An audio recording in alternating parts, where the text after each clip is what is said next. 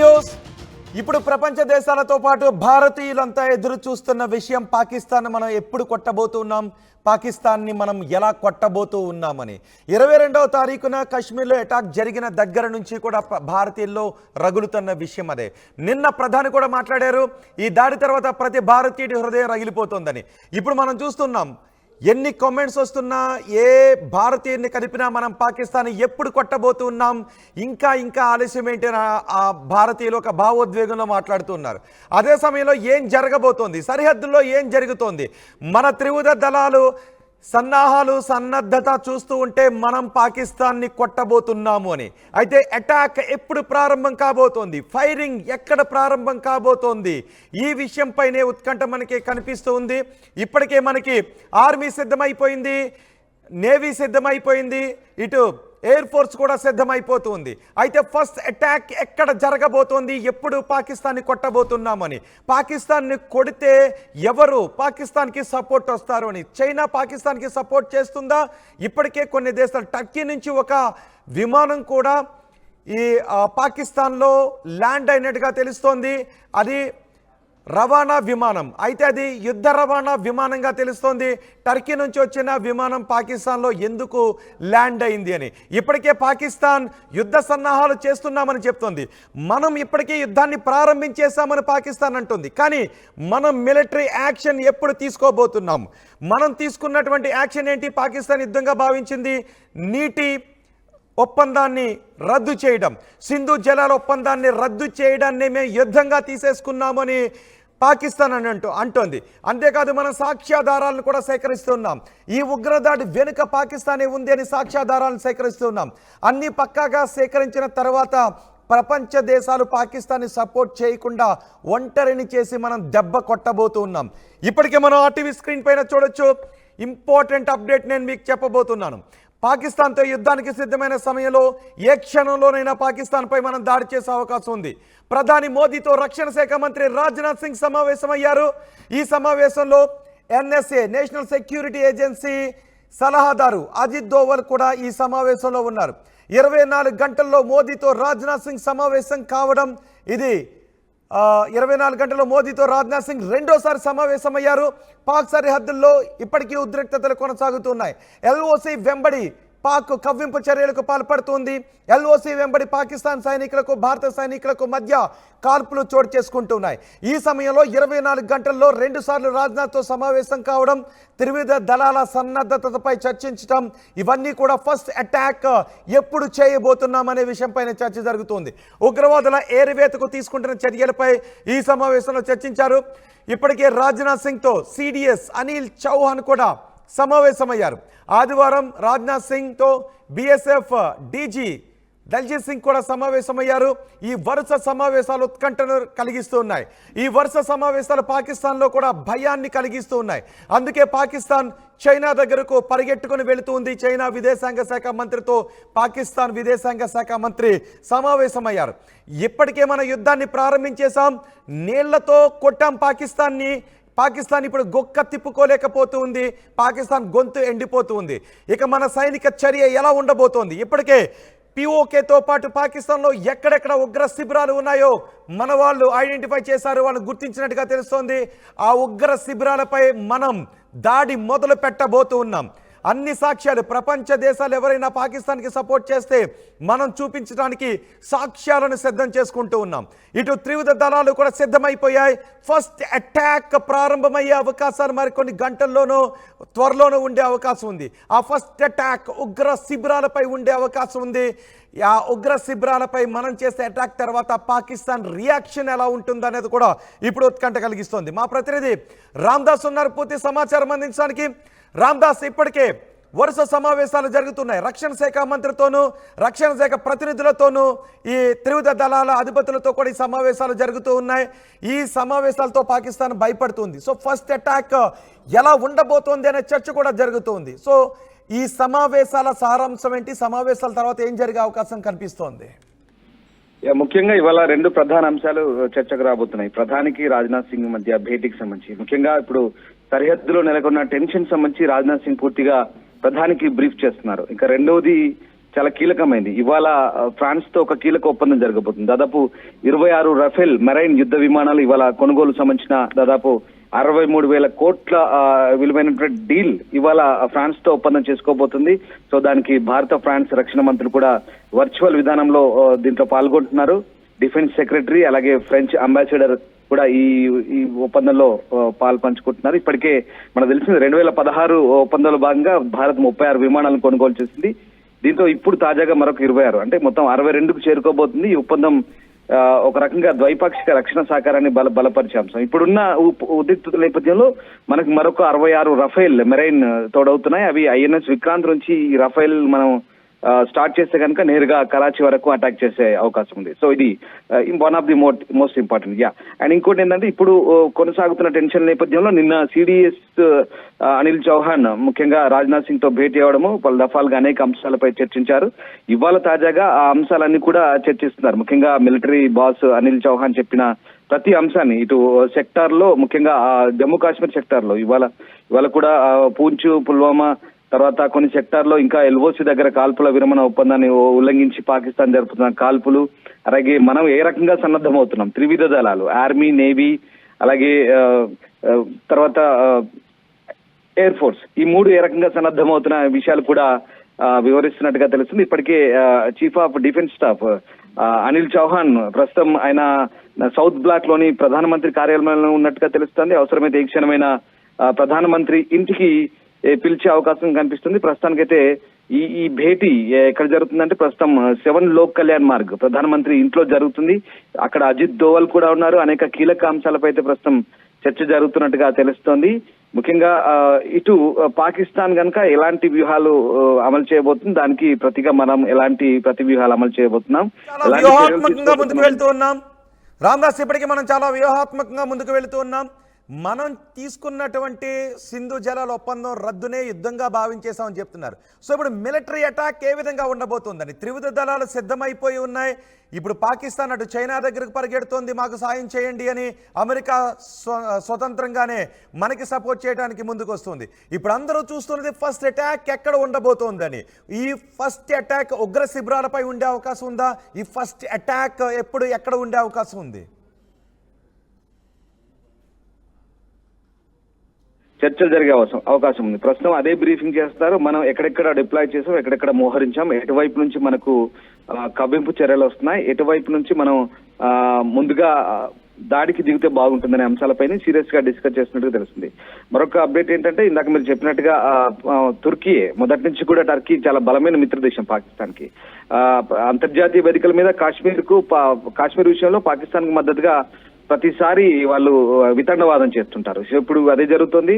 ఇక్కడ ఎప్పుడైతే ఇక్కడ అలజడి వాతావరణం నెలకొందో భారత్ వైపు నుంచి దాడి జరగొచ్చన్న అంచనాలతో పాకిస్తాన్ కొన్ని మిత్ర దేశాలతో ఇప్పటికే బతిమాలుతున్న పరిస్థితి. తమపై అటాక్ చేస్తే తాము ఒంటరిగా ఉంటాము, సహాయం చేయమని కోరుతున్నారు. చైనా విదేశాంగ మంత్రితో పాక్ ఉప ప్రధాని విదేశాంగ మంత్రి దార్ ఆయన కూడా మాట్లాడారు. వాళ్ళని కూడా బతిమాలుకుంటున్నాడు సహాయం చేయమంటూ. మరోవైపు ఇటు తుర్కీని కూడా బతిమాలడంతో వాళ్ళు కూడా C-130 హెర్క్యులస్ విమానాలు కూడా ప్యాక్ లో ల్యాండ్ అయినట్టుగా తెలుస్తుంది. అంటే కొన్ని అవసరమైనటువంటి కార్గోని తీసుకొచ్చినట్టు సమాచారం. అంటే ఇక్కడ ఆయుధ సంపత్తిని మాత్రమే వాళ్ళు సహాయం చేయగలరు, నేరుగా వాళ్ళు మనతో యుద్ధంలో పాల్గొన్నారు, కానీ ఆ రకమైనటువంటి సహాయ సహకారాన్ని కూడా వాళ్ళు అందించబోతున్నారు. సో ఇవన్నీ దృష్టిలో పెట్టుకుని ఇవన్నీ కూడా మొత్తం బ్రీఫ్ చేస్తున్నట్టుగా తెలుస్తోంది. ఇక ఎల్ఓసి దగ్గర ప్రస్తుత పరిస్థితులు మనం ఏ రకంగా ముందుకెళ్లాలి, ముఖ్యంగా త్రివిధ దళాధిపతులు అలాగే అజిత్ దోవల్ వీళ్ళంతా కూడా కలిసి చర్చిస్తున్నారు. పూర్తి స్థాయి అంశాలన్నీ కూడా రివ్యూ చేస్తున్నారు. రామ్దాస్, నా మాట వినిపిస్తోందా? ఎస్ రామ్దాస్, ఫస్ట్ అటాక్ గతంలో సర్జికల్ స్ట్రైక్స్ లాగా ఎక్కడెక్కడైతే ఉగ్ర శిబిరాలు ఉన్నాయో ఆ ఉగ్ర శిబిరాలపై మన అటాక్, ఎందుకంటే అవి ఉగ్ర శిబిరాలు అని చెప్పడానికి కూడా సాక్ష్యాలు సేకరిస్తున్నట్టుగా తెలుస్తోంది. ఆ ఉగ్ర శిబిరాలను టార్గెట్ చేసి అటాక్ చేస్తే పాకిస్తాన్ నుంచి రియాక్షన్ ఉండే అవకాశం ఉంటుందా? డెఫినెట్. అంటే ఉగ్ర శిబిరాలకు సంబంధించి గతంలో మనం బాలాకోట్ దాడులు తెల్లవారుజామున రాత్రే పూర్తి చేసుకుని మనం కంప్లీట్ చేసుకుని రాగలిగాం. అక్కడ అది పాక్ ఆక్యుపైడ్ కాశ్మీర్ గా చెప్తున్నటువంటి వాళ్ళ ఆజాద్ కాశ్మీర్ గా చెప్పుకునే POKలో మనం ఉగ్ర శిబిరాలపై దాడి చేసినప్పుడు పాకిస్తాన్ మిన్నకుండిపోయింది. అంటే పూర్తిగా అక్కడ అప్పుడున్న ఉద్రిక్తల నేపథ్యంలో మనం తెల్లవారుజామునే రాత్రి ఆ ఆపరేషన్ అంతా కంప్లీట్ చేసుకోబోతున్నాం. కానీ ఇప్పుడున్న పరిస్థితులు వేరు. ఇప్పుడు కంప్లీట్ గా రెండు వైపుల నుంచి కవింపు చర్యలు జరుగుతున్నాయి. రెండు వైపుల నుంచి కూడా యుద్ధానికి సన్నాహకాలు కనబడుతుంది. భారత సైన్యం సంసిద్ధత, అటువైపు ప్రతి వ్యూహాలు కూడా ఉంటున్నాయి. ఇక ఓవైపు కౌంటర్ టెర్రరిజం, సరిహద్దు భద్రత బలోపేతం చేయడంపై మనం దృష్టి పెట్టాం. సో ఇప్పుడు మనం ఏ రకమైనటువంటి అటాకులు చేయబోతున్నాం? బాలాకోట్ తరహాలోనే అక్కడ శిబిరాలపై అటాక్ చేయబోతున్నామా సర్జికల్ స్ట్రైక్స్ తరహాలో, లేదంటే మనం నిన్న మొన్న చెప్పుకుంటున్నట్టుగా ఇప్పటి వరకు ఈ 4 రోజుల నుంచి జరుగుతున్న పరిణామాలు, నేవీ రెడీ అవుతుంది, ఎయిర్ ఫోర్స్ రెడీ అవుతుంది, ఆర్మీ రెడీ అవుతుంది. అంటే ఇక్కడ మనం సరిగ్గా ఖచ్చితంగా ఊహించలేని పరిస్థితి. భారత్ ఎలాంటి వ్యూహాలతో పోతుందనేది ఇంకా మనం బయట పెట్టలేని స్థితి. సర్జికల్ స్ట్రైక్స్ తో మాత్రమే సరిపెడితే కనుక కేవలం ఇండియన్ ఎయిర్ ఫోర్స్ కు మాత్రమే పని ఉంటుంది. ఖచ్చితంగా నిర్దేశిత లక్ష్యాలు మాత్రమే టార్గెట్ చేసుకొని పని పూర్తి చేసుకొని ఫినిష్ చేసుకొని వచ్చే అవకాశం ఉంటుంది. సో ఆ రకమైనటువంటి టార్గెట్లే ఉంటాయి. ఇప్పటివరకు అయితే దౌత్య యుద్ధంతోనే బెంబేలెత్తిస్తున్నాం. తర్వాత సర్జికల్ స్ట్రైక్స్ లాంటివి ఉంటాయా, లేదా త్రివిధ దళాధిపతులు సంసిద్ధత ఉన్న నేపథ్యంలో ముప్పేట దాడి ఉంటుందా, ఏ రకమైన దాడి ఉంటుందనేది మనం ఇప్పుడు ఆ సీక్రెట్స్ రివీల్ చేయలేని పరిస్థితి. ఇప్పటికే సౌత్ బ్లాక్ నుంచి అంటే విదేశాంగ శాఖ కానీ రక్షణ శాఖ కానీ దీనికి సంబంధించిన కంప్లీట్ డీటెయిల్స్ ఏం లీక్స్ ఇవ్వట్లేదు.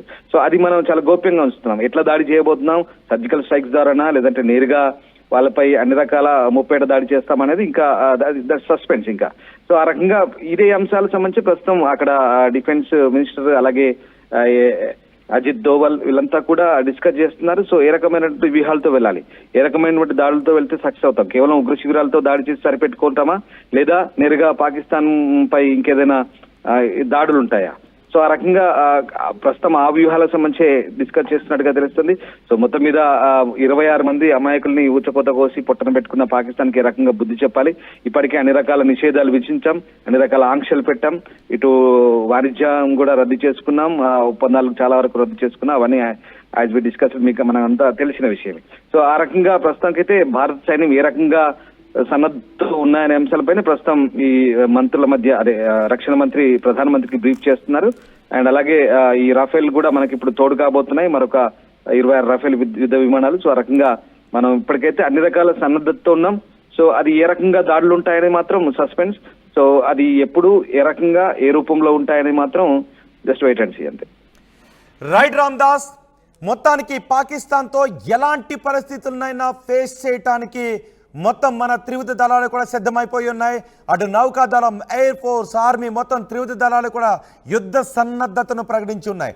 ఇప్పటికే పాకిస్తాన్ భారత్ మాతో యుద్ధం మొదలు పెట్టేసిందని అంటూ ఉంది. ఎప్పుడైతే మనం నీళ్లను ఆపేశామో అప్పటి నుంచి పాకిస్తాన్ యుద్ధం మొదలు పెట్టేసింది మాపై భారత్ అని చెప్తుంది. నీళ్లను ఆపితే మేము యుద్ధ ప్రకటనగానే మేము తీసుకుంటామని పాకిస్తాన్ అని అంటుంది. అదే సమయంలో భయంతో ప్రపంచ దేశాల ముందుకు వెళ్తోంది. ఎవరైనా కలగజేసుకోండి, ఎవరైనా మధ్యవర్తిత్వం వహించండి, ఒక వేదిక పైన, ఒక తటస్థ వేదిక పైన నిజాలను తేల్చండి అంటూ పాకిస్తాన్ అన్ని దేశాల దగ్గరకు తిరుగుతుంది. ఇటు చైనా విదేశాంగ శాఖ మంత్రితో కూడా పాకిస్తాన్ విదేశాంగ శాఖ మంత్రి మాట్లాడిన పరిస్థితి ఉంది. ఈ సమయంలో ఫస్ట్ అటాక్ ఏ విధంగా ఉండబోతోందని, ఎందుకంటే మనం యుద్ధ సన్నద్ధతను ప్రారంభించాము, యుద్ధానికి సిద్ధమైపోయి ఉన్నాము. కానీ ఇప్పుడు ఎలా కొట్టబోతున్నాము పాకిస్తాన్ని అనేది మాత్రం రహస్యం. ఎలా కొట్టబోతున్నాం అనేది శత్రువు కూడా అందరి విధంగా మనం తీసే దెబ్బ ఉంటుంది. ఇప్పటి వరకు మనం చేసినటువంటి సర్జికల్ స్ట్రైక్స్ కావచ్చు, పాకిస్తాన్ పై చేసిన ఈ surgical strikes, Balakot surgical strikes, ఇవన్నీ కూడా పాకిస్తాన్కి తెల్లారే లోపే కంప్లీట్ అయిపోయి మనం పని ముగించుకుని వచ్చేసాం. ఇప్పుడు పాకిస్తాన్ సైనిక స్థావరాలను కొడతామా, పిఓకే అవతల వరకు పాకిస్తాన్ సైనికులను తరుముకుని వెళ్తామా, పీఓకేలో ఉన్న ఉగ్ర స్థావరాలపై మనం దాడి చేస్తామా, మనం కొట్టబోయే, మనం వేయబోయే ఆ అటాక్ ఏ విధంగా ఉండబోతుందని ప్రపంచ దేశాలు ఎదురు చూస్తున్నాయి. ఎందుకంటే మోదీయే క్లియర్గా చెప్పారు. మోదీ బీహార్లో చాలా క్లియర్గా చెప్పారు. నిన్న కూడా మన్ కీ బాత్లో మోదీ చాలా క్లియర్గా చెప్పారు, మాపై, మా పౌరులపై చేసిన దాడిని మేము మర్చిపోము.